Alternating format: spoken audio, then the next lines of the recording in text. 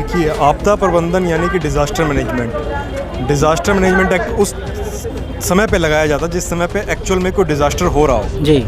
जब कोई डिज़ास्टर हो नहीं रहा तो अगर उस समय पे कोई चीज़ लगाई जाएगी वो गलत होगी। जी, कई जो टीका है या मास्क है ये स्वैच्छिक होते हुए भी तमाम जगह पर ज़बरदस्ती की जाती है कि आपकी सुविधाओं से वंचित किया जाता है और लोग मजबूरी में लगवा भी रहे हैं। तो ये ज़बरदस्ती की जा रही है टीका और मास्क के लिए, इसके पीछे भी क्या इस फिर एक्ट का ही दोष है क्या?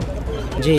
जैसे ही हटा दिया जाएगा तो ये वैक्सीन जो कि एक्सपेरिमेंट चल रहा है ये करना बहुत ही मुश्किल हो जाएगा, नामुमकिन के बराबर हो जाएगा, क्योंकि सामने वाले आदमी को ये सब बातें बतानी पड़ेगी कि ये आप क्या एक्सपेरिमेंट किया जा रहा है और उसकी इच्छा और सारी चीज़ें उससे लिखवानी पड़ेगी।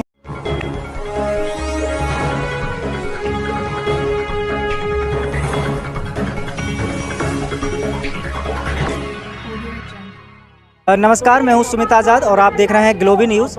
आज हमारे साथ हैं भारत जागो अभियान के काफ़ी सक्रिय सदस्य एडवोकेट साहिल गोयल जी।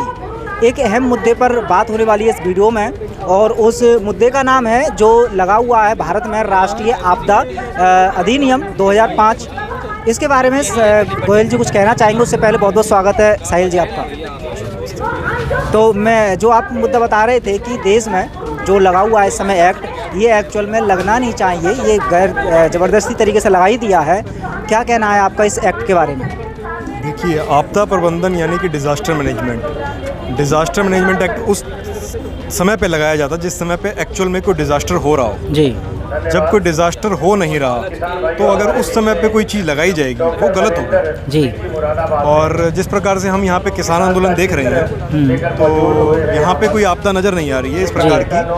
जो बीमारी के बारे में कुछ बोला जा रहा है कि कुछ बीमारियां फैल रही हैं और कुछ हो रहा है, ऐसा भी कुछ नज़र नहीं आ रहा है।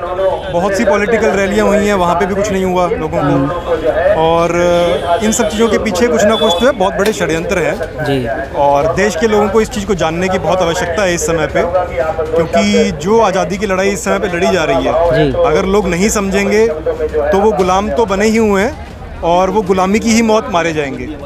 उनको पता भी नहीं लगेगा मरने तक कि उनके साथ हुआ क्या। बिल्कुल। जी।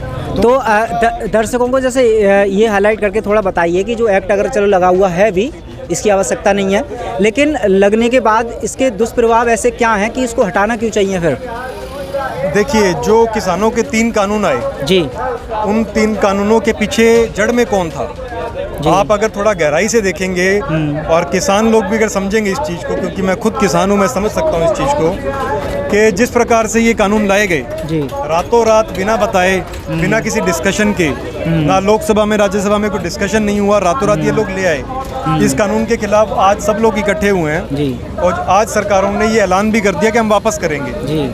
तो इन चीज़ों को वापस लेने का ऐलान तो कर दिया, लेकिन किसी ने ये नहीं सोचा कि इस 3 काले कानून जिसको लोग कह रहे हैं, इसके पीछे बैकग्राउंड में क्या है। जी। ये उस जहरीले पौधे की फसल है जिसकी जड़ अभी तक मजबूत है। जी। उसकी अगर आप किसी जहरीले पौधे की जड़ नहीं उखाड़ेंगे और ऊपर से अगर आप पेड़ को काट देंगे, पौधे को काट देंगे, तो वो पौधा फिर पनप जाएगा। तो आपको ये जानना होगा कि ये किस समय पे और किस परिस्थितियों में लगाया गया था। जी। उस समय के दौरान आपको ये बोला गया था कि कोरोना वायरस नाम की कोई चीज़ है और वो फैल गई है और आपको सबको घरों के अंदर बंद कर दिया गया, और आपकी इच्छा से, क्योंकि आपकी प्रोग्रामिंग की गई टीवी के माध्यम से, मोबाइल पे कॉलर ट्यून के माध्यम से आज भी चल रहा है, जो कि एडवर्टीजमेंट फ्री में नहीं होती है। ये मोबाइल कंपनियां कुछ ना कुछ लाभ हो रहा होगा उनको, जिसका जवाब उन्होंने आज तक हमें नहीं दिया इस चीज़ के बारे में।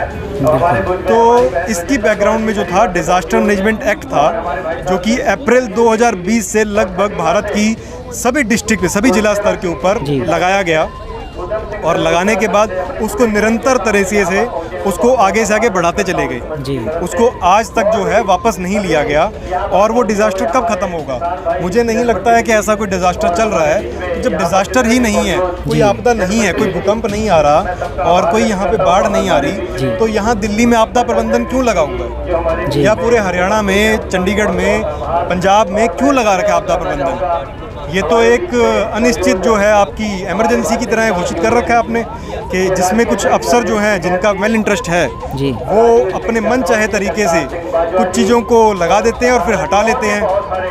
तो इस प्रकार से पूरा कंट्रोल जो किया जा रहा है ये गलत है। जुडिशरी की पावर जो है एडमिनिस्ट्रेशन इस्तेमाल कर रहा है, ये बहुत ही गलत हो रहा है। तो इसको बहुत जल्दी से जो है संज्ञान में लेना चाहिए सरकारों को, और जो भी पॉलिटिकल लेवल पे अपोजिशन के अंदर हैं उन लोगों को भी इसका संज्ञान लेना चाहिए, और किसान नेताओं को भी इसका संज्ञान लेना चाहिए।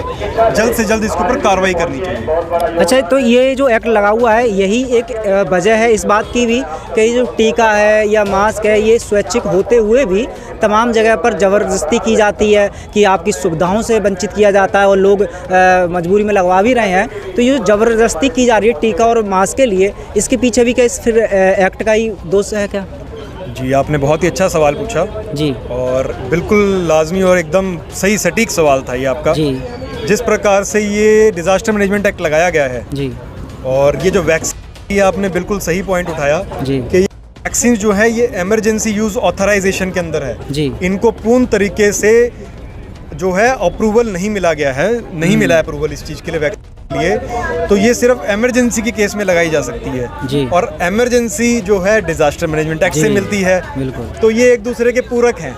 जी, जैसे ही ये हटा दिया जाएगा तो ये वैक्सीन जो कि एक्सपेरिमेंट चल रहा है, ये करना बहुत ही मुश्किल हो जाएगा, नामुमकिन के बराबर हो जाएगा, क्योंकि सामने वाले आदमी को ये सब बातें बतानी पड़ेगी कि ये आपका एक्सपेरिमेंट किया जा रहा है, और उसकी इच्छा और सारी चीज़ें उससे लिखवानी पड़ेगी। तब वो लैब रैट बनना चाहेगा तो वो बनेगा, बिल्कुल, नहीं तो उसको बिना बताए, उसको गुमराह करके जी, जो इमरजेंसी के नाम पे इमरजेंसी यूज ऑथराइजेशन वाली वैक्सीन हैं वो लगाई जा रही हैं निरंतर। जी। तो ये इन पे भी बहुत बड़ा वार होगा।